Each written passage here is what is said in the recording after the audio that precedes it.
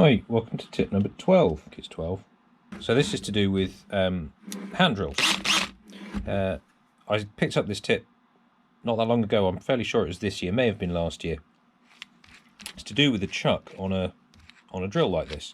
That there's a feature of it that people generally don't seem to know about, and I find it most useful when using, say, a masonry drill, or I don't know, trying to do screws up or something in a tight spot where the chuck rubs on things. When that happens, the chuck can come loose, and then you end up, not really driving your screwdriver bit or your drill bit. What you have to do is, as you tighten the chuck up, it clicks, but then if you go back, it clicks, and that's now locked the chuck such that it shouldn't come undone with vibration. And I have tried this, and it works very well. It's probably in the instructions, but as no one ever reads them, maybe that's why people don't know. But as I say, I found this out very recently. It works nicely.